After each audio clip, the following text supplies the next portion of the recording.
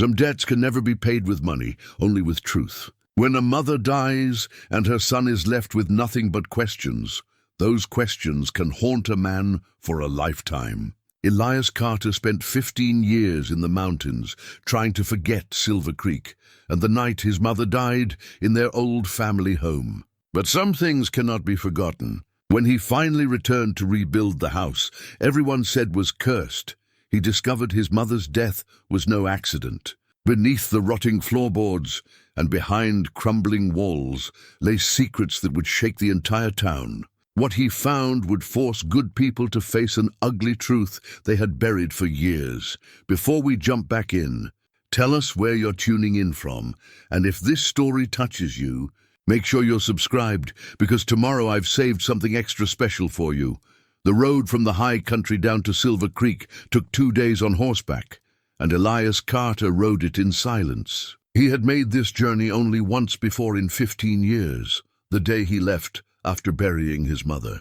Now at 33, he was coming back to a place he had sworn never to see again. The mountains behind him still held snow on their peaks, even in late summer. Up there in his cabin by the cold stream, life had been simple. He trapped in winter, hunted when he needed meat, and kept company with silence. The quiet had been a balm after the noise of grief, after the whispers and sidelong glances of people who knew more than they would say. But 3 nights ago, he had dreamed of his mother. Not the frail, frightened woman she had become in those final months, but the younger version. Strong hands kneading bread, dark hair pulled back, humming hymns while she worked. In the dream, she had looked at him with those clear grey eyes and said simply, "It's time." He woke, knowing what she meant. It was time to go home. Time to face what he had run from. The pine forests gave way to scrub oak, then to the rolling grasslands that surrounded Silver Creek. The town sat in a wide valley where 2 streams converged, founded during the silver boom 40 years back. The mines had played out long ago, but the town persisted, cattle ranching, freight stops, the steady business of people who had nowhere else to go. Elias saw the church steeple first, white paint faded to grey. Then the false front buildings of Main Street, the bank, the general store, the Silver Creek Hotel. Nothing had changed much. Towns like this rarely did. He rode in just before noon. The summer sun beat down hard, making the dust shimmer. A few people were about. Women with market baskets, a boy leading a mule, 2 old men sitting outside the barber shop. They all stopped to stare as he passed. Elias kept his eyes forward, but he felt their recognition. The Carter boy, all grown up, the one who left and never came back. Until now, he dismounted outside the boarding house, a 2-story structure with a sagging porch. Mrs. Calloway ran it, had run it for as long as Elias could remember. She was sweeping the steps when he approached, and she paused, broom in hand, studying him. "Elias Carter," she said finally. Her voice was neutral, giving nothing away. "Mrs. Calloway." He removed his hat. "I need a room for a few weeks, maybe longer." She looked him over. The worn trail clothes, the rifle in its saddle scabbard, the bedroll tied behind the cantle. A man who lived rough and traveled light. "You planning to stay in town?" she asked. "Planning to work on the old place," he said. "My mother's house." Something flickered across her face. Not quite fear, but close to it. "That house has been empty a long time, Elias. Most folks think it ought to stay that way." "Most folks don't own it," he said quietly. "I do, and I aim to fix it up." Mrs. Calloway was quiet for a long moment. Then she nodded. "I have a room. 2nd floor faces the street. 50 cents a night, meals included if you want them. That'll do fine." She showed him up, a narrow room with a bed, a washstand, and a window overlooking Main Street. It was clean and plain, which suited him. He paid for a week in advance and carried his gear up. When he came back down, Mrs. Calloway was in the kitchen preparing the noon meal. He paused in the doorway. "Mrs. Calloway, I wanted to ask, did you know my mother well?" She turned, her weathered hands dusted with flour. For the first time, her expression softened. "I did, Elias. Sarah was a good woman, kind to everyone, no matter their station. She used to bring me vegetables from her garden, more than I could use. Said she liked to see things grow." Mrs. Calloway's eyes grew distant. "She loved that house, loved that garden. It near broke her heart when she stopped, seemed to reconsider. Well, that was a long time ago. When what? Elias asked gently, but the walls came back up. Mrs. Calloway returned to her dough, kneading with sudden vigor. Just hard times is all. We all had hard times back then. Now dinner's at 6 sharp if you want it. Elias knew when a door had closed. He thanked her and left. He spent the afternoon purchasing supplies at the general store. The owner, Thomas Brennan, was a thick-shouldered man with a calculating look. He tallied Elias's purchases, nails, lumber, tar paper, tools, without speaking more than necessary. "Heard you're working on the Carter place," Brennan said as he wrapped the items. News traveled fast in small towns. "That's right. Place is a wreck. Might be better to tear it down, start fresh." "Might be," Elias agreed. "But I prefer to work with what's there. Build on the old foundation." Brennan's eyes narrowed slightly. "Sometimes old foundations are rotted through. Can't support new weight." The words felt like more than carpentry advice, but Elias just nodded. "I'll make sure it's solid before I build on it." A younger man, Mexican, was stacking crates in the back. He glanced at Elias, then quickly away, but not before Elias saw something in his face, sympathy maybe, or recognition of shared grief. Elias loaded his supplies onto the small wagon he had rented and drove out to the property. The Carter homestead sat a half-mile beyond town, where the land began to rise toward the foothills. It had been a good location once, close enough for convenience, far enough for peace. Now it looked like a place time had given up on. The house was small, just 4 rooms, kitchen, sitting room, 2 bedrooms. The roof sagged in the middle, shingles missing in patches. The porch steps had rotted through. Windows were broken, door hung crooked on its hinges. Weeds grew waist-high in what had been the garden, and the old well housing had collapsed. Elias stood there a long time, hands in his pockets, taking it in. He remembered his mother planting roses by the porch, remembered sitting on those steps while she read to him from her Bible, her voice steady and sure. Remembered the smell of her cooking, the sound of her laughter, the way she hummed while she worked, and he remembered the last time he saw her alive. She'd been drawn and worried, dark circles under her eyes. She had hugged him tight and said, "Whatever happens, Elias, know that I love you. And know that some things matter more than safety." He had been 18 and stupid, and he hadn't understood what she meant. 3 days later, she was dead. "Fell down the stairs," they said. "Broken neck." The sheriff called it an accident, but his mother had been careful, sure-footed. She had climbed those stairs thousands of times. And in the weeks before she died, she had been afraid of something. He'd seen it in her eyes, in the way she startled at sudden sounds, in how she checked the windows before dark. He had been too young, too caught up in his own life to ask the right questions. And then it was too late. Elias climbed the rickety steps carefully, testing each board. The door was unlocked. No one would steal from a cursed house. Inside, everything was covered in dust and mouse droppings. The furniture remained, rotting and mildewed. His mother's rocking chair sat by the cold fireplace, cobwebs strung between its arms. He walked through each room slowly, memory and grief washing over him in waves. In his mother's bedroom, he found the iron bed frame still there, mattress long since ruined. On the wall, a faded square showed where her mirror had hung. In his own old room, smaller, a child's bed remained. He had grown up here, learned to read at that small desk by the window.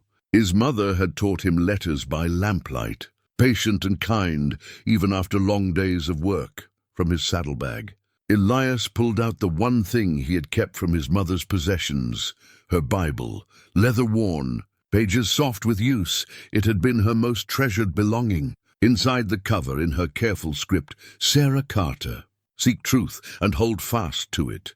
He had carried this Bible for 15 years, but he had rarely opened it. The grief had been too sharp, the questions too loud. Now, standing in the ruins of his childhood home, he opened it. Pressed between the pages were wildflowers, dried and brittle. His mother had loved to press flowers, label them with dates and locations. A harmless hobby, he had thought, but as he carefully turned pages, he noticed something. The flowers were all from the last year of her life. and each one was marked with a location: the old freight station, the road to the mine, the back lot behind the bank. Why would his mother be pressing flowers from those particular places? A floorboard creaked behind him. Elias turned quickly, hand moving toward the knife on his belt. An elderly man stood in the doorway, hands raised in peace. Dr. Henley, the town's physician. He'd been old 15 years ago. Now he looked ancient, stooped and grey. "Didn't mean to startle you, son," Doc Henley said. His voice was still strong, though his body had weakened. "Saw you out here? Thought I should pay my respects." Elias relaxed slightly.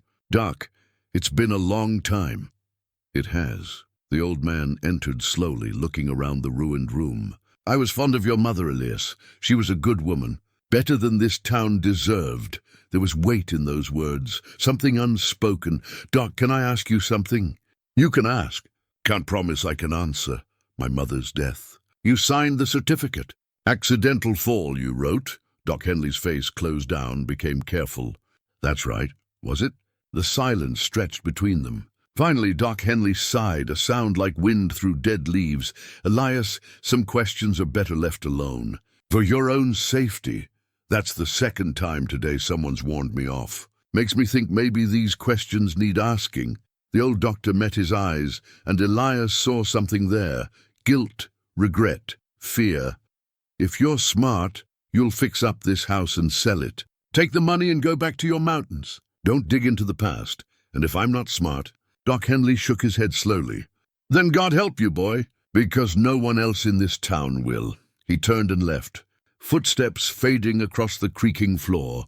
Elias stood alone in the gathering dusk, his mother's Bible in his hands, and knew with certainty what he had suspected for 15 years. His mother had not died by accident, and this house held the truth of what really happened. Elias began work on the house at first light. The mountain air had taught him to rise with the sun, and old habits held firm. He started with the roof. No point fixing the inside if rain would still come through. The work was hard but familiar.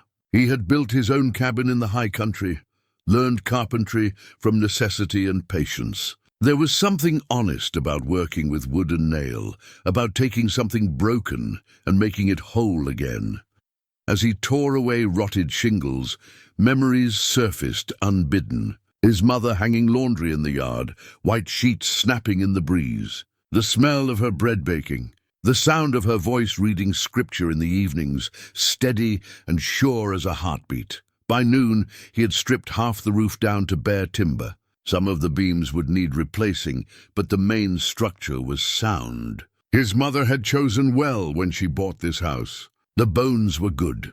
He broke for a cold lunch, bread and cheese from his saddlebag, and walked through the interior again, this time with a carpenter's eye. The kitchen needed the most work. The sitting room was salvageable.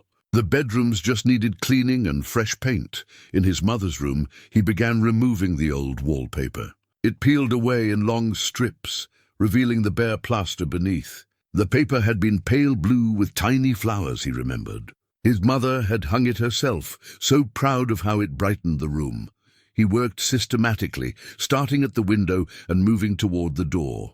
The paper came away easily in some places, stubbornly clung in others. Behind the bed, where the wall met the corner, he found a section that felt different, slightly raised, as if something lay beneath. Elias worked carefully, peeling back the layers. The paper had been deliberately replaced here, glued down in multiple layers. Beneath it, fitted into a gap between two boards, was a small leather-bound book. His hands stilled. He drew the book out carefully, decades of dust falling away. It was a journal, his mother's journal. He recognized her handwriting on the first page.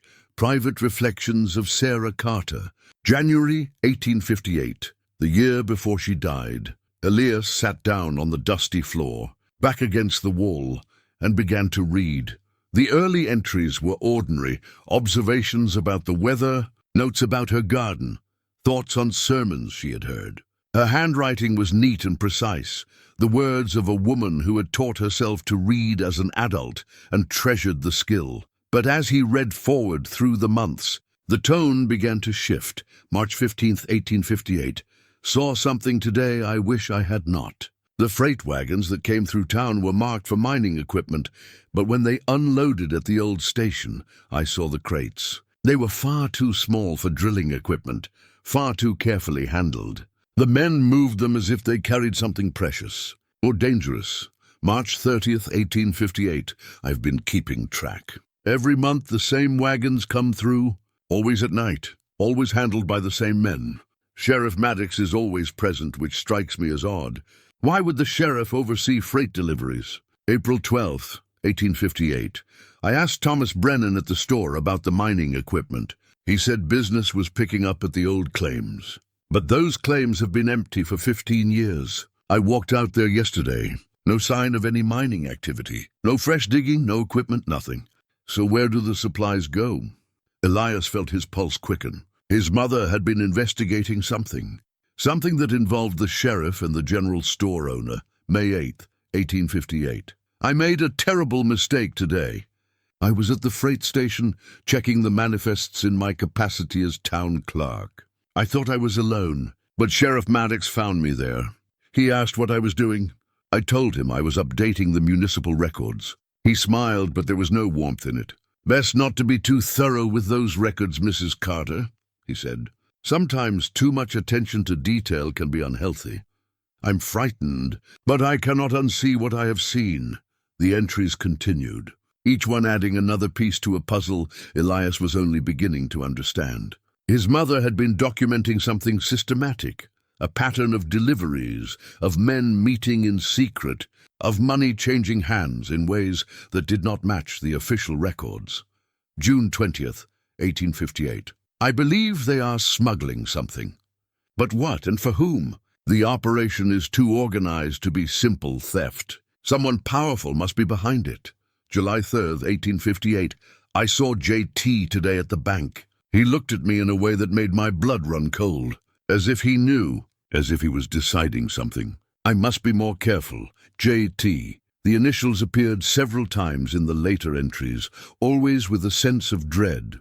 August 15th, 1858. I have made copies of the shipping manifests. The official records do not match what I have witnessed with my own eyes. Crates marked as farming equipment, but farming equipment does not require armed guards. Does not arrive only at night. Does not get stored in locked warehouses behind the bank. August 29th, 1858.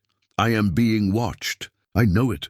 When I go to the market, someone is always nearby. When I walk to church, I see the same man across the street. They know I know, but what can I do? If I go to Sheriff Maddox, he is part of it. If I tell others in town, who would believe me?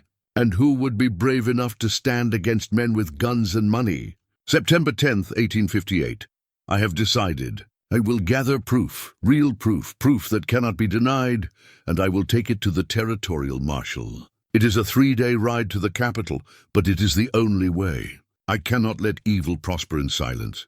I will not. The last entry was dated September 19th, 1858. I have everything I need. The manifests, the maps showing where the goods are stored, even samples I managed to take. Tomorrow, I will hide these materials where they cannot be found easily. Then I will prepare for the journey. I'm afraid, but I am also certain. Some things matter more than safety. Some truths must be told, whatever the cost. If anything should happen to me, I pray that Elias will one day understand why I had to do this. I love him more than life itself, but I love justice too, that was all. No more entries. 3 days later, she was dead. Elias sat in the dim room, the journal trembling in his hands. His mother had been murdered, not for knowing too much by accident, but for actively investigating a criminal conspiracy. She had gathered evidence. She had been planning to expose whoever was behind it, and they had killed her for it. The grief that washed over him was different now, sharper, hotter, not the dull ache of loss, but the bright pain of injustice. His mother had been brave. She had stood alone against powerful men, knowing the danger, doing it anyway because it was right, and they had taken her from him. He heard boots on the porch, heavy, deliberate footsteps. Elias stood quickly, tucking the journal inside his shirt, and walked to the front room. Sheriff Maddox stood in the doorway, blocking the light. He was a large man gone to fat, with a drooping moustache and small, watchful eyes. The star on his chest caught the afternoon sun. "Elias Carter," the sheriff said. His voice was rough, like gravel underfoot. "Heard you were back in town. Thought I should pay a visit, Sheriff." Elias kept his voice neutral, though his heart hammered against the journal hidden beneath his shirt. "Working on the old place, I see." Maddox looked around, taking in the torn wallpaper, the exposed beams, the tools scattered about. "That's ambitious. House has been empty a long time. Figured it was time to fix it up." Maddox stepped inside, uninvited, his bulk filling the small room. "You planning to stay in Silver Creek, then? Thought you were a mountain man now. Living up in the high country, keeping to yourself. Plans change." "They do indeed." The sheriff walked slowly around the room, his hand resting casually on the pistol at his hip. It was a gesture meant to be noticed. "You know, your mother was well liked in this town. Her death was a tragedy. Terrible accident, so I was told. Thing about accidents, though, sometimes people go looking for trouble where there isn't any. Start asking questions, digging into things that are better left alone. That kind of curiosity can lead to more accidents." The threat was barely veiled. Elias met the sheriff's eyes steadily. "I'm just fixing up a house, Sheriff. Nothing more. See that it stays that way." Maddox moved toward the door, then paused. "One more thing. If you happen to find anything of your mother's while you're working, papers, documents, that sort of thing, you should know that official town records belong to the town. Wouldn't want any misunderstandings about that, so they knew, or suspected. They knew his mother had taken something, and they thought it might still be here." "I'll keep that in mind," Elias said. After the sheriff left, Elias stood in the empty house, his mother's journal pressed against his chest, and made a decision. He would finish what she started. He would find the proof she had gathered. He would expose whoever was behind her death, no matter how powerful they were. His mother had died for the truth. The least he could do was make sure the truth came to light. Outside, the sun was setting, painting the sky in shades of gold and red. Elias returned to the bedroom and continued removing wallpaper, working methodically, searching for whatever else his mother might have hidden. She had been clever and careful. If she had hidden the journal here, what else might be concealed within these walls? The house was full of secrets, and Elias Carter had time to find them all. Elias spent the next 3 days working on the house by day and reading his mother's journal by lamplight at night. Each reading revealed new details, new connections. His mother had been methodical in her investigation, noting dates, times, names, descriptions. The pressed flowers he had found in her Bible took on new meaning. Each one corresponded to an entry in the journal, each location she had visited, each piece of evidence she had gathered. She had marked with a flower pressed and dated. It was a map of her investigation, hidden in plain sight. March 17th, a blue wildflower from the old freight station. April 3rd, yellow prairie flower from the road leading to the abandoned mines. May 10, white blossom from behind the bank building. She had been tracking something, documenting movements and locations, building a case with the patience of someone who understood that truth required evidence, not just suspicion. On the 4th morning, Elias made progress on the house's structure. The roof was now sound, new shingles overlapping in neat rows. He had replaced the porch steps and reinforced the floor joists in the kitchen. The work was satisfying, taking something broken and making it whole again, one board at a time. He needed more supplies. The general store was the only option in Silver Creek, which meant dealing with Thomas Brennan again. The store was busy when Elias entered, several women examining fabric, a rancher buying rope, children pressing their faces against the candy jar. Brennan stood behind the counter, measuring out flour for a customer. Elias waited his turn, studying the man. His mother's journal had mentioned Brennan several times, always with suspicion. TB was at the freight station again tonight. He seems to be keeping inventory of the shipments. When the other customers had left, Elias approached with his list. Brennan took it without expression, reading through the items, more nails, paint, window glass, tar paper. "Doing a thorough job on that house," Brennan observed, his tone neutral, trying to. "Must bring back memories. being in that place. It does. Brennan gathered the supplies, moving with deliberate slowness. Your mother worked as town clerk for a while. Did you know that? I did. Had access to all sorts of records. Shipping manifests, tax documents, municipal accounts. Brennan stacked cans of paint on the counter. Sometimes people with access to information get ideas. Start seeing patterns that aren't really there. And sometimes, Elias said quietly, patterns are there and people see them clearly. Brennan's hands stilled for just a moment. Then he resumed packing the supplies, his face carefully blank. That'll be $8.40. Elias paid in silver coin, counting it out carefully. As he gathered his purchases, movement in the back of the store caught his eye. The young Mexican man he had seen before was stacking crates, but he was watching Elias with an intensity that felt deliberate. Their eyes met. The young man glanced toward Brennan, then back to Elias. A slight shake of his head, a warning. Or perhaps something else. Elias loaded his supplies into the wagon and was about to climb up when he felt a tap on his shoulder. He turned quickly, hand moving instinctively toward his knife. The young man stood there, hands raised peacefully. Up close, Elias could see he was perhaps 20, with dark eyes and a nervous energy. "Senor Carter," he said softly, his English accented but clear. "My name is Miguel Reyes. I need to speak with you, but not here." "Too many eyes. What about?" "Your mother. She was kind to my family." "Very kind." Miguel glanced back toward the store. "Meet me tonight after dark. The old church, the one they don't use anymore on the north edge of town. I have information you need."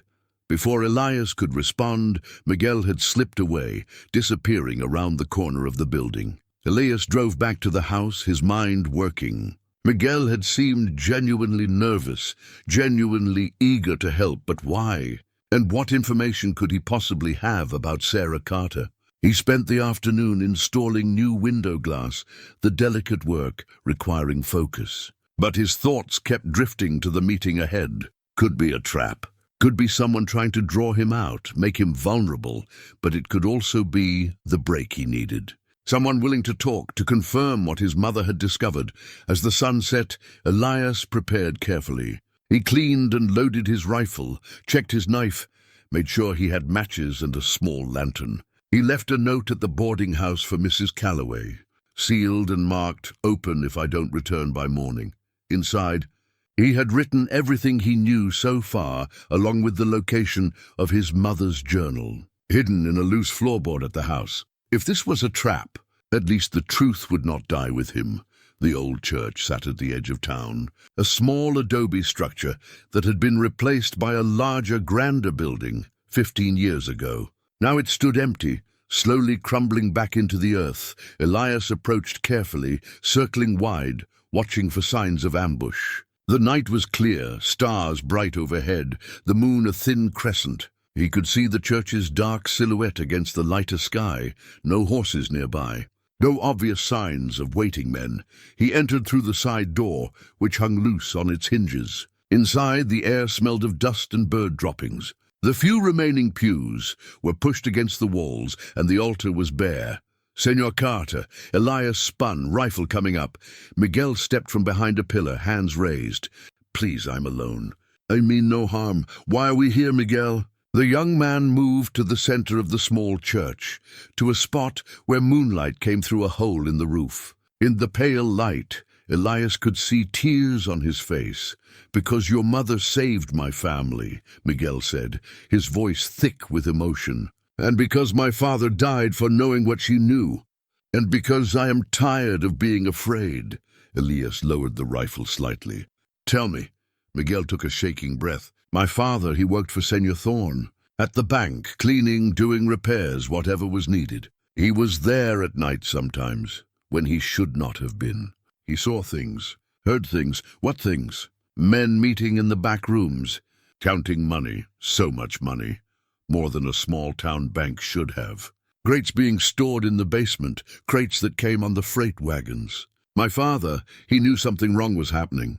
He told my mother he was going to speak to someone, get help. Did he go to the sheriff?" Miguel shook his head bitterly. "Sheriff Maddox is part of it. Everyone knows, but no one speaks.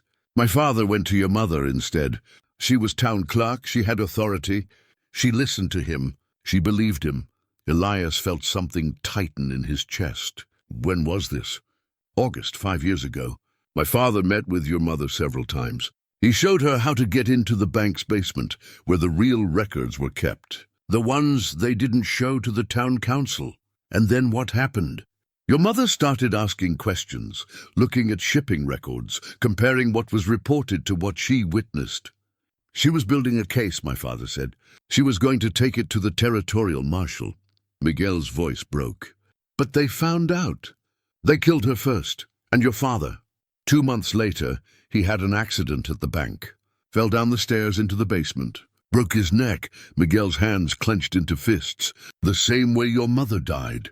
The same exact way. No one said anything. No one asked questions. My mother, she knew. She knew they killed him. But she was so afraid for my sisters, for me. She made us promise never to speak of it. Why are you speaking of it now? Miguel looked up, and in his eyes Elias saw the same determination he had seen in his mother's journal. Because I am old enough now to understand what my father died for. He died trying to stop evil men from hurting people. Your mother died for the same reason. And if we say nothing, if we let fear win, then they died for nothing. He reached into his jacket and pulled out a folded piece of paper. I kept this. Found it in my father's things after he died. My mother wanted to burn it, but I hid it. I didn't understand it then, but I kept it because it was the last thing he was working on before they killed him. Elias took the paper, unfolded it carefully. It was a torn freight receipt, faded but still legible. Dated July 1858, just 2 months before his mother died. The receipt showed delivery of mining equipment and industrial supplies to Silver Creek. Weight, 2,000 pounds. Delivered to First Bank of Silver Creek, rear entrance. Signed by Sheriff J. Maddox and countersigned by J.T., Elias said softly. Who is J.T.? Jacob Thorne, Miguel said. He owns the bank and the livery stable and half the businesses in Silver Creek. He came to town about 20 years ago with money, lots of money. Built the big house on the hill. Everyone says he made his fortune in mining up in Colorado, but Miguel shrugged. No one really knows, and no one asks. Jacob Thorne. The name meant nothing to Elias, but clearly it meant everything in Silver Creek. A man powerful enough to control the sheriff, to kill with impunity, to run a criminal operation in plain sight. What's in those shipments, Miguel? What are they smuggling? I don't know for certain, but I work in the store, I see things. The crates that come in marked as mining equipment, they're too small, too light, and they're handled too carefully, like they're fragile or valuable. My guess? Something that needs to be hidden, something illegal. Counterfeit money, Elias thought. Or stolen goods. Something worth killing for. Thank you for this, Elias said, holding up the receipt. It's brave of you to come forward. My father would have wanted me to. Your mother would have wanted it too. Miguel moved toward the door, then paused. Be careful, Senor Carter. These men, they have killed before. They will kill again if they feel threatened. And they're watching you. Everyone is watching you. After Miguel left, Elias stood alone in the abandoned church, the receipt in his hand, and felt the weight of what he was undertaking. His mother had stood in this same position, knowing the truth, gathering evidence, preparing to act. She had been brave and careful and thorough, and they had killed her anyway, but she had also left him tools to finish her work. The journal, the pressed flowers marking locations, and now this receipt, proof of something wrong, something criminal. He was not alone in this. Miguel was willing to help.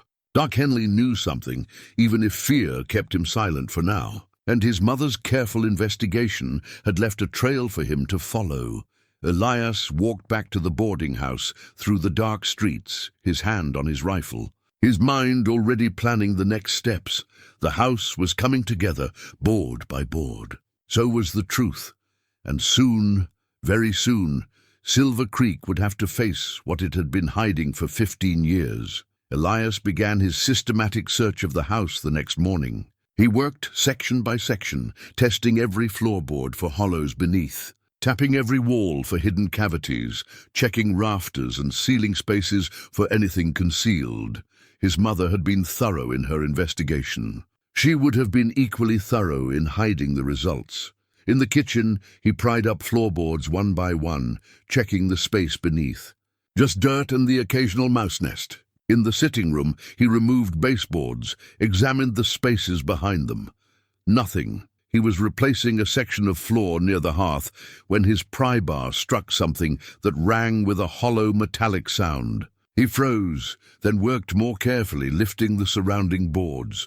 Beneath the hearthstone, buried in the packed earth, was an iron box. Rusted but intact, about the size of a bread loaf, secured with a heavy padlock. Elias's hands shook slightly as he dug it free. The box was heavy, something substantial inside. He tried the lock, but it was solid despite the rust. He would need tools to open it without destroying whatever was inside. He was wrapping the box in canvas when he heard a knock at the door. Quickly, he lowered the box back into the hole and covered it with loose boards. "Come in," he called, standing and brushing dirt from his hands. The door opened and a woman entered. She was perhaps 30, with dark hair pulled back simply, and intelligent eyes that took in the room's disarray with a single glance. She wore a practical dress, suitable for work rather than show. "Mr. Carter. I'm Rebecca Chen. I teach at the school here." Elias remembered the name. Mrs. Calloway had mentioned her. A newcomer to Silver Creek arrived a few years back. "Miss Chen, what can I do for you?" "I brought these," she said, holding up a basket. "I heard you've been working long hours. Thought you might appreciate some proper food." Inside the basket were fresh bread, cheese, apples, and what looked like roasted chicken. The smell made Elias's stomach growl. He had been living on cold beans and hardtack. "That's very kind." "Thank you. May I come in?" she asked with a directness he appreciated. "I promise I'm not here to pry. But I am curious about someone willing to work this hard on a house everyone else has given up on." Elias hesitated, then nodded. Rebecca entered and looked around with genuine interest.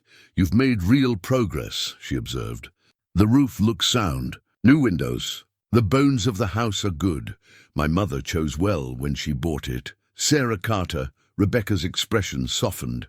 "I never met her. I arrived years after she died. But people speak of her when they think I'm not listening. Always in whispers, always with a kind of sadness. What do they say?" Rebecca was quiet for a moment, seeming to weigh her words.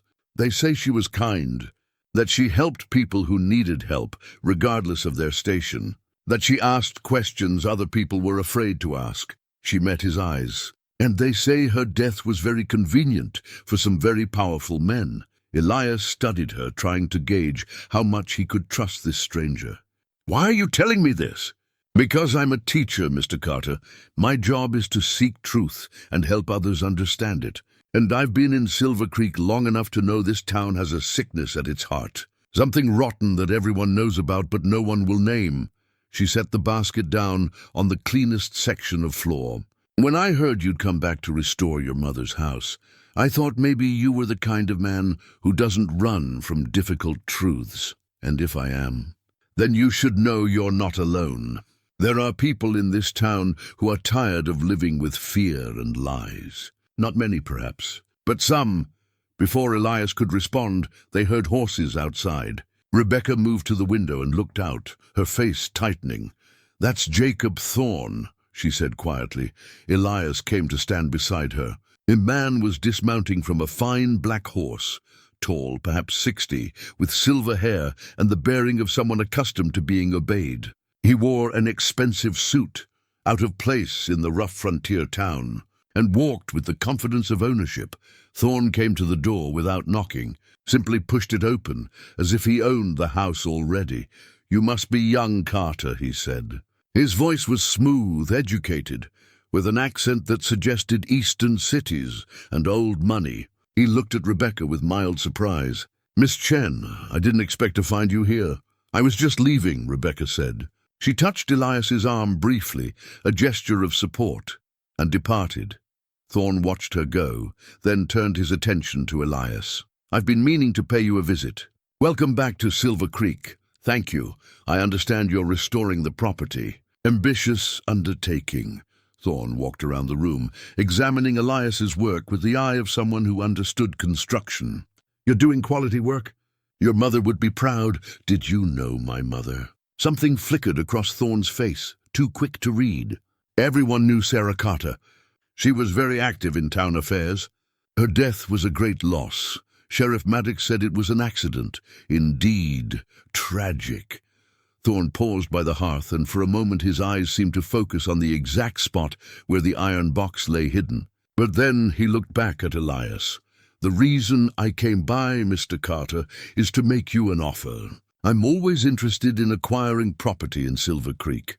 I'd be willing to purchase this house and land from you at a very fair price. More than fair, actually. Enough that you could return to your mountains and live comfortably for years. The house isn't for sale. Everything is for sale at the right price. Thorne smiled, but the expression didn't reach his eyes. Think about it. You've been away 15 years. You've built a life elsewhere. Why tie yourself to this place, to these sad memories? Take the money? Start fresh somewhere else? I appreciate the offer, but no. Thorne's smile faded. I'm a patient man, Mr. Carter, but I don't like my offers refused, especially not when I'm being generous. Then I suggest you get used to disappointment. The temperature in the room seemed to drop. Thorne's pleasant mask slipped, and for just a moment Elias saw something cold and dangerous beneath. Your mother was a stubborn woman, Thorne said softly. It didn't serve her well. I'd hate to see you make the same mistakes she did. What mistakes were those? Involving herself in matters she didn't understand. Asking questions that had perfectly good answers, if only she'd accepted them. Refusing help from people who only wanted to protect her. Thorne moved toward the door. This town has an order to it, Mr. Carter, a way things work. People who understand that prosper, people who fight it suffer. That sounds like a threat. It's friendly advice. From someone who knew your mother and respects her memory. Thorne paused in the doorway. One more thing. If you happen to find any documents while you're working, old papers, town records, that sort of thing, they should be returned to the proper authorities. Technically, anything your mother had in her capacity as town clerk belongs to the municipal archives. So that was it. Thorne thought Sarah had hidden official records, evidence of his criminal operation, and he wanted them back before Elias found them. I'll keep that in mind, Elias said. After Thorne left, Elias stood very still, listening to the sound of hoofbeats fading down the road. Then he quickly moved to the hearth and uncovered the iron box again. He needed to open it. Now, before. Thorne decided that friendly offers weren't enough. Elias carried the box to the back room where his tools were stored. The padlock was old, the mechanism possibly rusted shut. He could break it off, but that might damage whatever was inside. Instead, he worked carefully with a thin file, feeling for the pins inside the lock. It was delicate work, requiring patience. The same patience his mother had shown in her investigation. After 20 minutes, he felt something give. The lock clicked open. Inside the box were papers, carefully wrapped in oilcloth to protect them from moisture. Elias lifted them out reverently. Shipping manifests copied in his mother's neat hand. Ledgers showing payments that didn't match official bank records. A detailed map of Silver Creek showing the freight station, the bank, the general store, and lines connecting them. And at the bottom, wrapped separately, were counterfeiting plates. Not the large printing plates, those would be too big to hide here, but the smaller engraving plates used for detail work. Serial numbers, fine scroll work, the delicate patterns that made currency difficult to forge. These plates alone were proof. Proof of the crime, proof of the conspiracy, proof enough to bring federal marshals down on Silver Creek like the hammer of God. But there was something else in the box. A photograph, the old type, a daguerreotype on a copper plate. It showed a young woman, his mother, perhaps 20 years old, standing beside a young man in a formal suit. Elias didn't recognize the man at first. He was younger in the photograph, his hair dark instead of silver, his face unlined. But the eyes were the same, cold, calculating, Jacob Thorne. And on the back of the photograph, in his mother's handwriting, my wedding day. Before I knew what kind of man I had married, Before I understood that some mistakes can haunt you forever, Elias sat down hard, the photograph trembling in his hands. Jacob Thorne had been married to his mother. Jacob Thorne was... The implications crashed over him like a wave. The timing of the photograph, the year his mother had fled Silver Creek for a year before returning alone with an infant son. The way Thorne had looked at him, that moment of recognition. Jacob Thorne was his father. The man who had murdered his mother was his own father. Elias sat in the silent house, surrounded by evidence of betrayal and murder, and felt his entire understanding of himself crack and reform. He had come here to restore a house. He had thought he was investigating a crime, but this was something else, something deeper and more personal than he could have imagined. This was a family tragedy, and he was at its center. Elias spent 2 days alone in the house, working mechanically while his mind struggled with the revelation. He replaced boards and patched walls, but his thoughts were elsewhere, circling endlessly around the same bitter truths. Jacob Thorne was his father. The marriage certificate, carefully preserved in the box alongside the other evidence, confirmed it. Sarah Carter had married Jacob Thorne 2 years before Elias was born. She had fled the marriage while pregnant, obtained a divorce, and raised her son alone.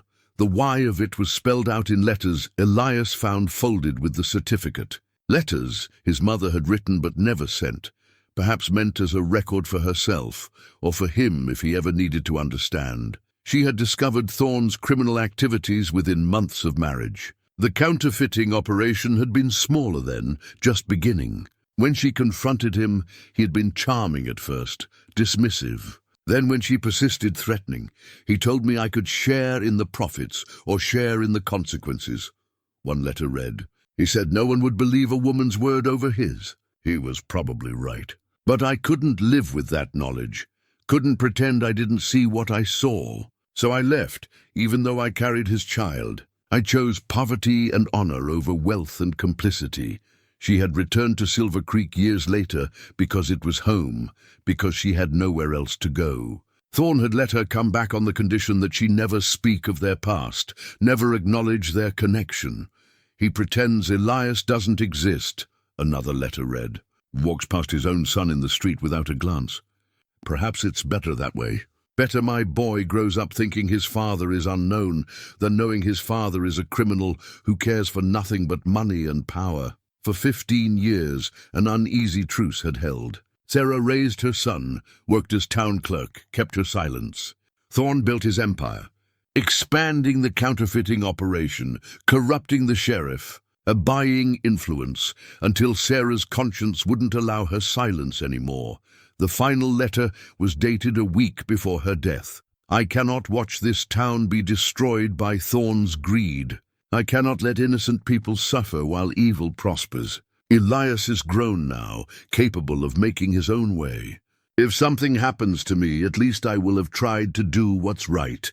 And maybe someday my son will understand that some things matter more than safety. Some truths must be told, whatever the cost. Elias sat on the porch as the sun set, his mother's letters in his lap, and finally allowed himself to feel the full weight of grief. Not just for her death, but for the life she had lived, alone, afraid, but unbending in her principles. She had sacrificed everything for truth. Her marriage, her safety, ultimately her life. And what had he done?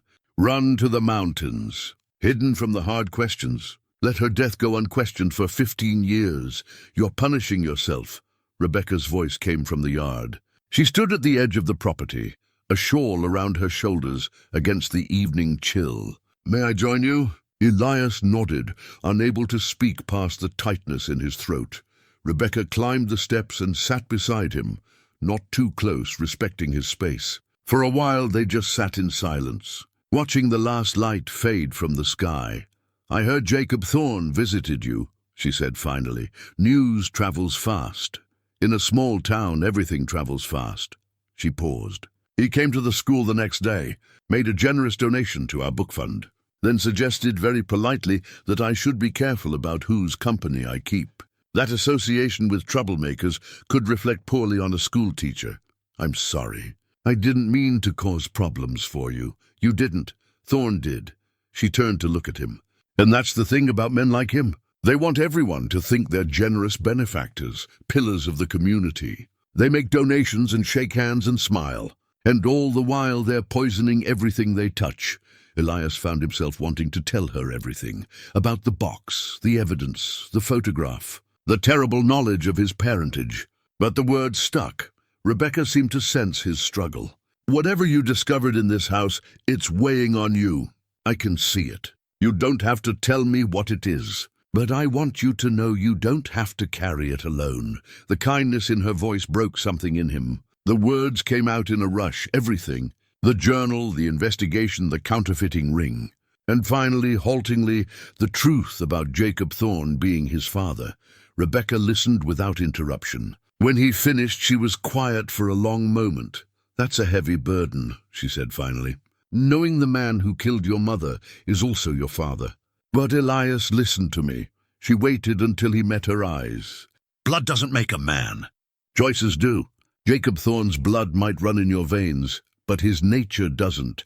You came back here to find the truth. You're willing to risk everything to honor your mother's memory. That's who you are, not him. Never him. Elias felt something ease in his chest, a knot loosening that he hadn't realized was there. What do I do with this? He asked. The evidence, the truth, all of it. What was your mother planning to do? Take it to the territorial marshal. Let the law handle it. Then that's what you do. Finish what she started. Rebecca stood, drawing her shawl tighter. But Elias, be careful. Once Thorne knows you have that evidence, he won't stop at threats. He's killed before. He'll kill again if he thinks it necessary. I know. Do you have somewhere safe to keep the evidence? Somewhere he wouldn't think to look. Elias considered. The house was the obvious place, but also the most vulnerable. Thorne knew his mother had hidden something.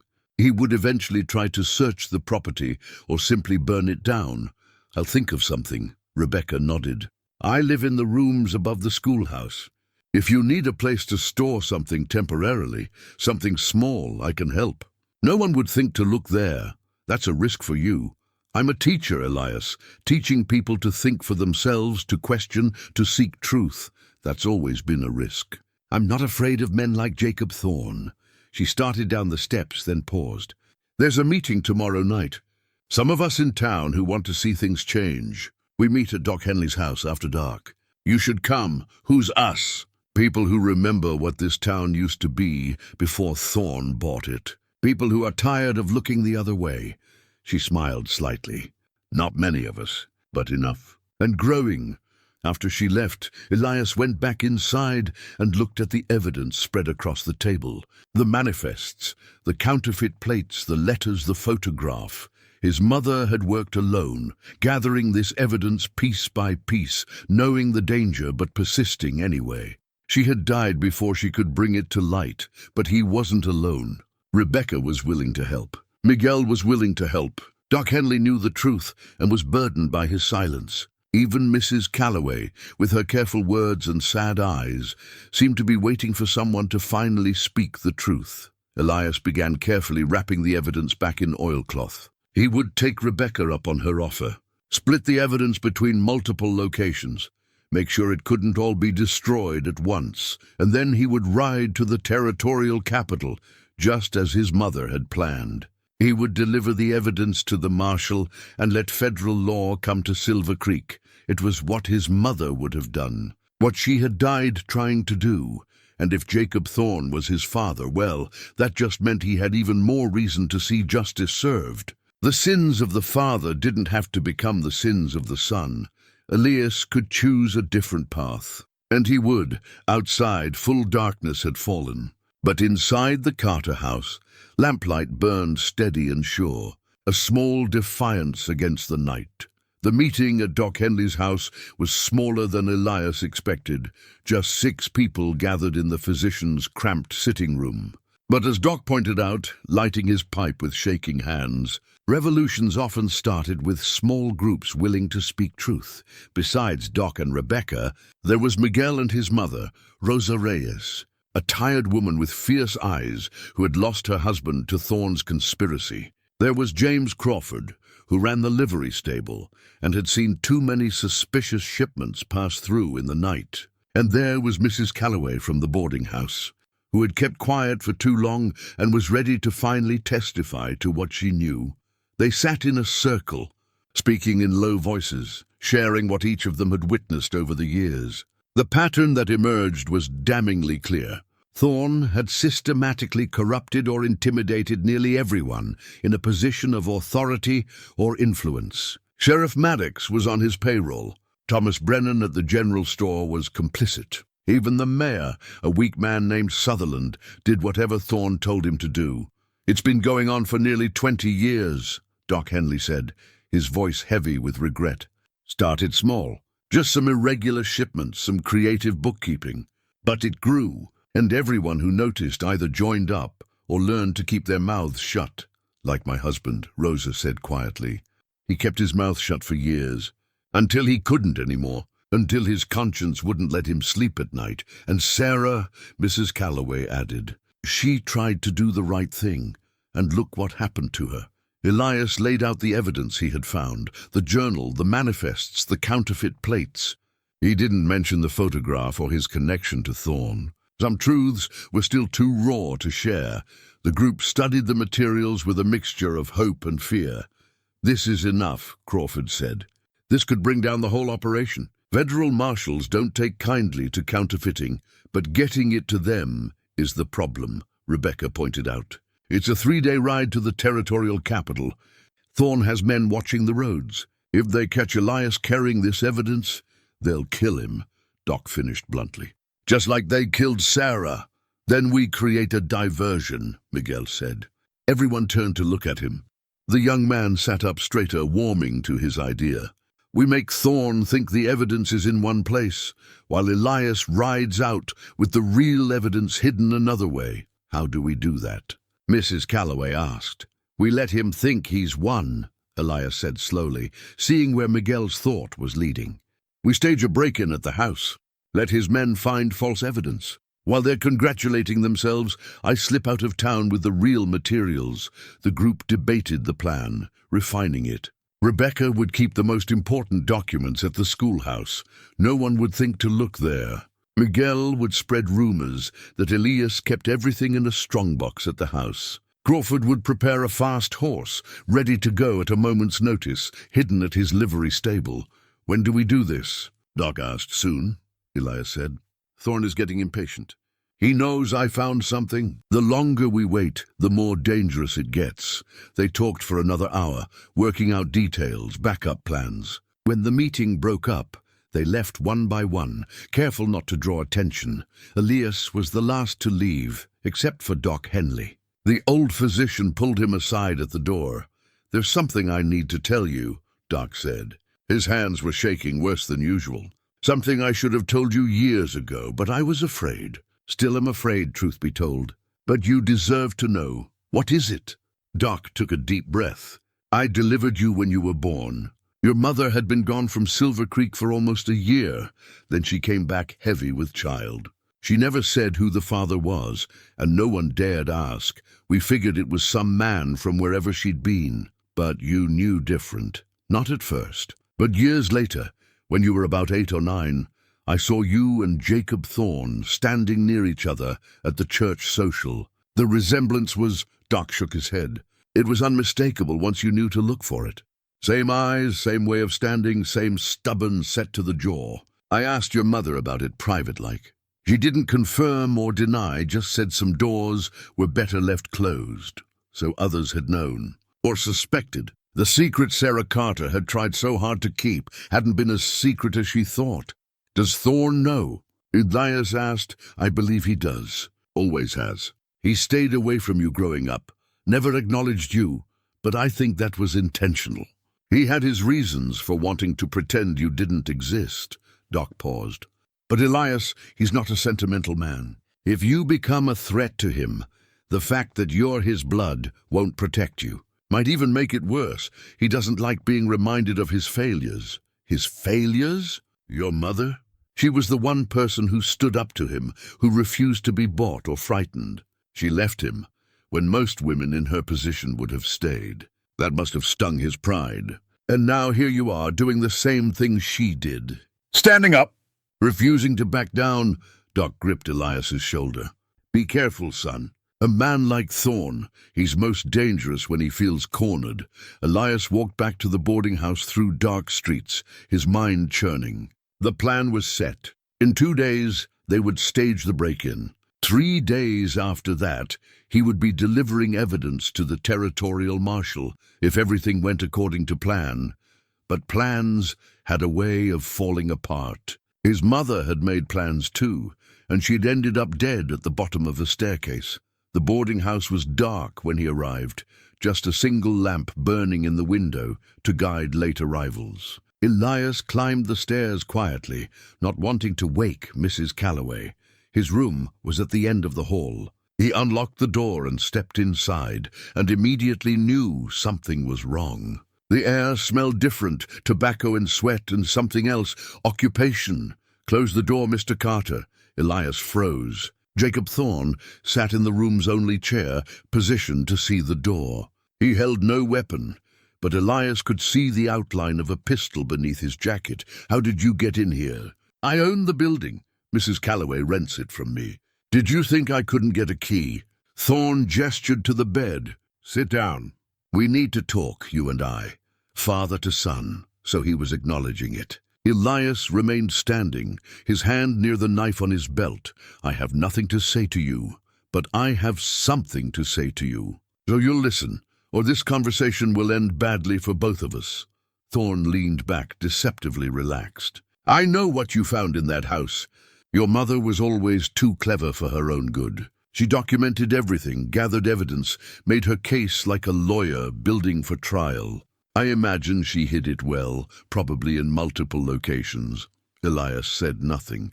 The problem is that evidence could destroy me, destroy everything I've built over 20 years. I can't allow that. Thorne paused. But you're my son. I didn't raise you, didn't acknowledge you, didn't give you anything. And for that, I suppose, I owe you something. So I'm going to make you an offer. One time only. I'm not interested in your offers. $10,000, Thorne said. Gold, not paper. Enough to buy land, start a ranch, live well for the rest of your life. I'll have it delivered to any bank you choose, in any territory you want to go to. All you have to do is give me the evidence and leave Silver Creek tonight and never come back. You're trying to buy me off. I'm trying to save your life. Mine too, if I'm honest. But mostly yours. Thorne stood, and for the first time Elias saw something that might have been genuine emotion on the man's face. I killed your mother. I gave the order and my men carried it out. I've regretted it every day since, not because of the act itself, but because she was... He paused.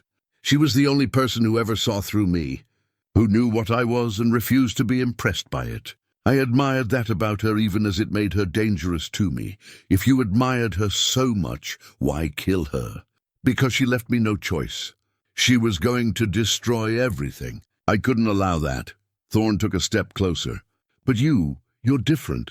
You're my blood. My only child, though I never claimed you. Give me the evidence, take the money, and live. Have the life she wanted for you. Isn't that worth more than revenge? For just a moment, Elias felt the temptation. $10,000 was a fortune. He could disappear into the territories, build something real, never look back. But then he thought of his mother, pressing flowers between pages, documenting crimes at great personal risk, writing that some things mattered more than safety. She wanted me to have a good life, Elias said slowly. But more than that, she wanted me to have an honest one. She died fighting for truth. How could I dishonor that by accepting blood money from her killer? Thorne's expression hardened. Then you're a fool.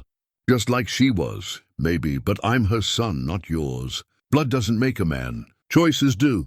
And I choose to finish what she started, even if it costs you your life. Even then, Thorne stared at him for a long moment, and Elias saw something shift in the older man's eyes. The last trace of paternal feeling, if it had ever really been there, vanished. So be it, Thorne said quietly. I offered you mercy. You refused it. What happens next is your own fault." He walked to the door, then paused with his hand on the knob. "Your mother said the same thing, you know.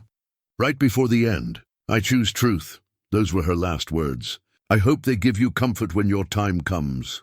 Then he was gone, leaving Elias alone in the dark room, his heart pounding, his choice made irrevocably. There would be no more offers, no more chances to walk away. Jacob Thorne had just declared war on his own son, and Elias would have to be ready. Elias didn't sleep that night. He sat by the window, watching the street below, his rifle across his knees. Thorne's visit had changed everything. The pretense of civility was gone. Now it was just a question of who would move first. At first light, he went to the house and found Rebecca already there, sitting on the porch steps with a basket of breakfast. "I heard he visited you last night," she said without preamble. Half the town heard, probably. "He wasn't exactly quiet leaving the boarding house. How did you? Mrs. Calloway sent her son to tell me. She's worried about you." "We all are." Rebecca stood and handed him the basket. "Eat something." "You look like you haven't slept." "I haven't." Elias took the basket but didn't open it. "He offered me money. $10,000 to give him the evidence and leave town, and you said no." "I said no." Rebecca smiled, sad but proud. "Your mother would be proud." "Stubborn to the end, both of you." They went inside, and Elias showed her what he had been working on through the night, a detailed map of Thorne's entire operation, compiled from his mother's notes and his own observations. The freight station, the bank's basement, the routes the wagons took, the names of everyone involved. "This is incredibly thorough," Rebecca said, studying the map. "But Elias, you realize what this means. You're not just threatening Thorne now. You're threatening everyone who works for him. That's half the town, I know. They won't let you walk out of Silver Creek with this information. The moment you try to leave, they'll stop you. By force, if necessary. That's why we need to be smart about it." Elias pulled out another document, the plan they had discussed at Doc Henley's, now refined and detailed. "We move tonight. Can't wait any longer. Thorne's patience is gone, and if we hesitate, he'll act first." They spent the day preparing. Miguel brought supplies from the store, slipping them out when Brennan wasn't looking: rope, ammunition, provisions for a hard ride. Crawford at the livery stable prepared not one horse but two, both fast, both fresh. He also quietly passed word to the few men he trusted, asking them to be ready to create distractions if needed. Doc Henley prepared medical supplies and wrote out detailed testimony of everything he knew, in case he didn't survive to testify in person.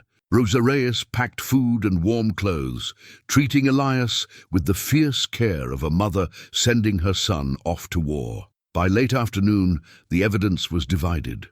The most crucial documents, the counterfeiting plates, the shipping manifests with Thorne's signature, the marriage certificate and letters, these Rebecca took to the schoolhouse. Hidden in a false bottom of her desk, the journal and supporting materials Elias kept with him, wrapped in oilcloth and secured in a leather pouch that could be worn under his shirt. If everything went wrong, if he was captured or killed, at least the evidence would be found on his body. They left decoy materials at the house, real enough to be convincing, but not the most damning items. These Elias placed in a conspicuous strongbox in his mother's old bedroom, locked but not well hidden. "You're setting a trap," Rebecca said, watching him work. "Using yourself as bait. Thorne knows I found something. He's going to come for it.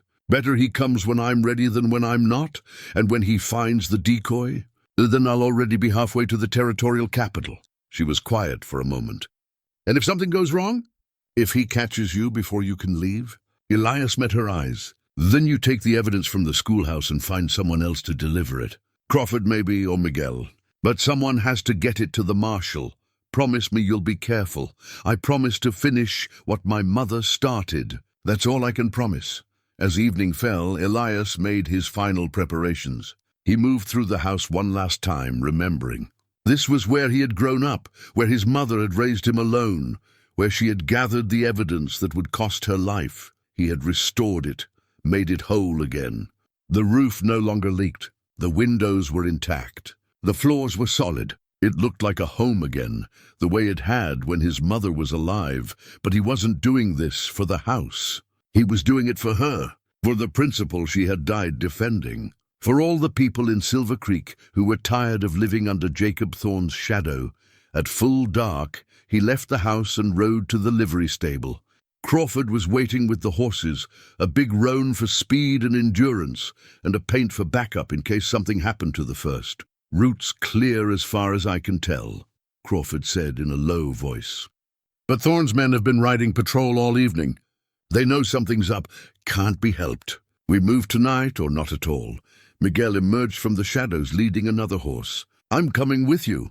"No, it's too dangerous, which is exactly why you need someone watching your back. I know these hills, Senor Carter. I grew up hunting in them, and I'm a better shot than you think." He hefted a rifle. "Besides, my father rode with your mother when she was gathering evidence. It's only right I ride with you to deliver it." Elias wanted to refuse, but he saw the determination in Miguel's eyes. The same determination his mother must have seen in Miguel's father. "All right, but you do exactly what I say when I say it." "Understood?" "Understood." They rode out of town by a back way, avoiding the main street. The plan was to circle wide, make it look like Elias was still at the house, while actually putting miles between themselves and Silver Creek. Behind them, other parts of the plan were unfolding. Rebecca would be at the boarding house, visible, giving Elias an alibi. Crawford would make noise at the livery about Elias ordering a horse for tomorrow morning. Doc Henley would let it slip at the saloon that Elias had been asking about the best route to the mining district. Misdirection to send Thorne's men the wrong way.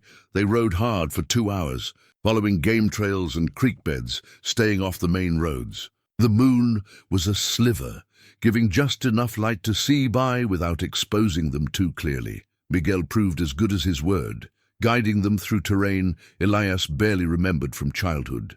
The young man moved with confidence, reading the land in the darkness. Around midnight, they stopped to rest the horses in a small canyon.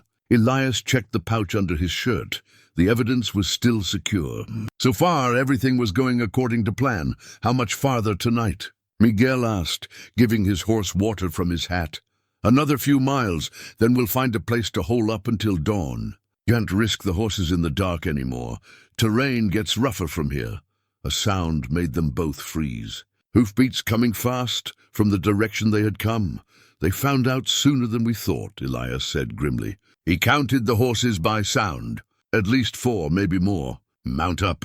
We need to move." They rode hard, pushing the horses close to their limits. The canyon narrowed, becoming a defile with steep walls on either side. Not ideal. If they were caught here, there would be no escape. The pursuing horses were gaining. Elias could hear shouts now, could see the flicker of torches behind them. "There's a side canyon ahead," Miguel said urgently. "Hidden entrance. I used to hunt there. We can lose them if we can reach it." They rounded a bend, and Miguel pointed to what looked like solid rock face. But as they approached, Elias saw it. A narrow cleft barely wide enough for a horse, invisible from any distance. They pushed through, rock scraping their legs. The space opened up into a small box canyon, surrounded by high walls. A dead end, but also a hiding place. "Quiet the horses," Elias whispered. They dismounted and held the horses' noses, keeping them from nickering. The sounds of pursuit grew closer, passed right by the hidden entrance, continued on down the main canyon. After several minutes, the sounds faded. The pursuers had gone past without seeing them. Miguel let out a shaking breath. "That was too close. They'll realize they lost us and come back to search. We can't stay here long." Elias studied the canyon walls. "Is there another way out?" "There's a trail, steep and narrow. A man can climb it, but not with a horse." "We'd have to abandon them," Elias considered. The horses had served them well, but they were also a liability now, too easy to track, too noisy. On foot they could move quietly, hide more easily. "We go up," he decided. "Leave the horses here with water. Maybe we can retrieve them later, maybe not. But the evidence is more important than anything else." They unpacked what they could carry: food, water, rifles, ammunition, and of course the leather pouch with its precious contents. Elias took one last moment to pat the roan's neck, thanking the animal for its service. The climb was brutal, a steep game trail barely wide enough for one person at a time, with loose rock that threatened to give way with every step. It took them an hour to reach the rim, and by then both men were exhausted. Hands scraped raw from grabbing at rock and brush, but they had made it. And when they looked back, they could see torches in the canyon below. Thorne's men, searching, angry, dangerous. "They won't find this trail in the dark," Miguel said. "By morning we'll have hours of head start. Then we'd better use them." Elias shouldered his pack and checked his rifle. 2 more days to the territorial capital. 2 days, and this will all be over. They set off into the night, 2 men on foot carrying evidence that would topple an empire. Behind them, Silver Creek slept, unaware that the reckoning it had feared for so long was finally at hand. The stars wheeled overhead, indifferent to the struggles of men. But somewhere in those stars, Elias liked to think his mother was watching. And maybe, just maybe, she was proud of him. He had kept his promise. He was finishing her work, and nothing, not Thorne's money, not his threats, not even the shared blood between them, would stop him now. The shot cracked across the valley, sharp and final, but it wasn't Elias who fired. It was Jackson, the young deputy who had taught to read by Sarah Carter. His bullet struck the ground at Maddox's feet, kicking up dust and stopping the sheriff's draw cold. "Next one goes higher, Sheriff," Jackson said, his rifle steady now. "I won't let you kill these men." "Not for Thorne, not for anyone." Maddox stood frozen, his hand halfway to his pistol, his face twisted with fury and fear. The 2 deputies, still loyal to him, looked between Jackson's rifle and their sheriff, uncertain. "Lower your weapons," Elias said, keeping his own rifle trained on Maddox. "All of you. This doesn't have to end badly." For a long moment no one moved. Then slowly, one of Maddox's loyal deputies let his rifle drop. The other followed suit, hands raised. Maddox, seeing his support collapse, finally let his hand fall away from his gun. The defeat in his posture was absolute. "It's over, Sheriff," Elias said quietly. "Your choice now is simple. You can come with us to the marshal's office and tell the truth about what Thorne has been doing. Or you can run and spend the rest of your life looking over your shoulder. If I talk, Thorne will kill me. If you don't talk, the federal government will hang you for murder and conspiracy. At least if you cooperate, you might see some mercy." Maddox seemed to age 10 years in as many seconds. His shoulders sagged. The badge on his chest, which he had worn with such authority for so long, now looked like a weight pulling him down. "I didn't want to kill her," he said, his voice barely audible. "Your mother. I tried to talk Thorne out of it, but he said she left him no choice. Said if we didn't stop her, we'd all hang. So instead, you murdered an innocent woman. We made it look like an accident. Quick, painless. That was mercy, wasn't it? Better than..." He stopped, realizing how hollow his justification sounded. "There's no mercy in murder, Sheriff. There's only guilt." Elias lowered his rifle slightly. "But there can be redemption in truth. Come with us. Tell the marshal everything. Let some good come from all this evil." Maddox looked at him for a long moment, then nodded slowly. He unbuckled his gun belt and let it fall to the ground. "All right, I'll talk. God help me, I'll talk." They walked into the territorial capital like a strange procession, Elias and Miguel in front, Maddox behind them with his hands bound, the 3 deputies who had switched sides flanking them, and the 2 still loyal deputies bringing up the rear. Disarmed but free, people on the street stopped to stare. Word spread quickly through the small capital that something significant was happening. The territorial marshal's office was a sturdy brick building near the government center. Marshal William Gaines was a gray-haired man in his 50s, with the weathered look of someone who had spent his life enforcing law in hard country. He listened to Elias's story without interruption, his expression growing darker as the narrative unfolded. When Elias finished and laid out the evidence, the journal, the manifests, the counterfeit plates, the letters, Gaines studied them with the careful attention of a man who understood their significance. "This is damning," he said finally. "Federal offense, multiple counts. If half of what you're telling me is true, we're talking about a major counterfeiting operation. "It's all true," Maddox said from where he sat, guarded by Jackson. "Every word. I can verify it all. Names, dates, amounts. 20 years of criminal activity. And I can tell you where the main operation is. The bank basement in Silver Creek. That's where they make the counterfeit currency. The plates, the presses, everything." Gaines studied the former sheriff with distaste. "You'll give a full deposition. And then you'll lead federal agents to the location. If you're lying, if this is some kind of trick, it's not. I'm done lying. Done covering for Jacob Thorne. He's destroyed enough lives, including mine." The marshal stood and called for his deputies. Within minutes, the office was a hive of activity. Federal warrants being prepared, agents being briefed, a wagon being ready to transport equipment. "We'll move on Silver Creek tomorrow at dawn," Gaines told Elias. "I'm bringing 20 federal agents and a company of cavalry from the fort. Thorne won't be able to resist or escape." "Let me come with you," Elias said. "I need to see this through." Gaines considered, then nodded. "You've earned that right. But you follow orders once we're there. This is a federal operation now, and I don't want civilians getting hurt." "Understood." Miguel stepped forward. "I'd like to come too, Marshal. My father died because of Thorne. I want to see justice done. Same rules apply. But yes, you can come." That night, Elias stayed in a hotel room the Marshal arranged for him. Clean sheets, solid walls, a lock on the door. Safety after days of danger. He lay in the darkness, holding his mother's Bible, and allowed himself to feel the weight lift. He had done it. He had completed her mission. Tomorrow, Jacob Thorne would face the consequences of his crimes. Tomorrow, Sarah Carter's death would finally be avenged, and a small town that had lived under fear for too long would finally be free. Elias slept deeply that night, his mother's Bible on the table beside him, and for the first time in 15 years, he did not dream of her falling.